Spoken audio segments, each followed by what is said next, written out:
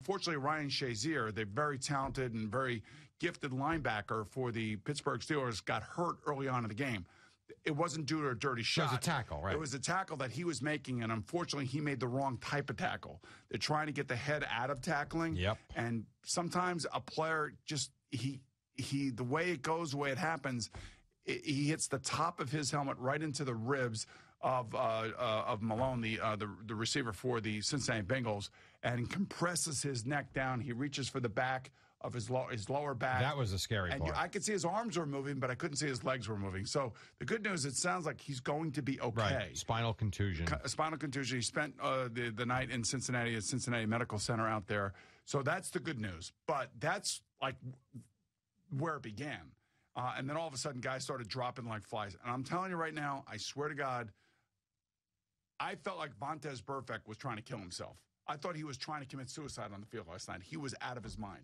He was all over the place making hits. And then, of course, Juju Smith-Schuster catches him underneath the chin. Oh, I saw. In what they call a defenseless hit, and then stands over him and, gets a taunting penalty. Now, I have a problem with two parts of this whole thing.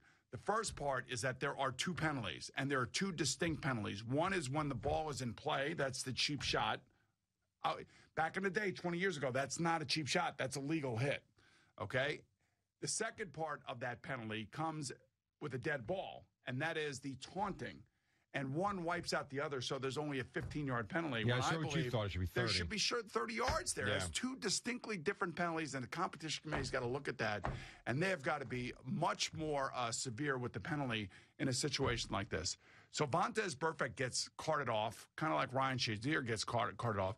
He's trying to get off the cart to get back into the game. Now, this is a guy who I think dislocated his wrist or one of his fingers on the previous 5 plays. Yeah.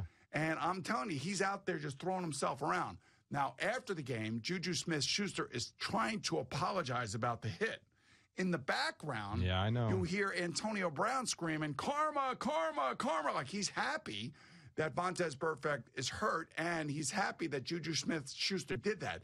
Now, during the broadcast, I told Kevin, as this whole thing was unfolding, I was saying how Juju Smith-Schuster was going to be a hero in his own locker room, because the guys who have played against Vontaze Burfict over the last 4 or 5 years know how dangerous is it on the field with him out there.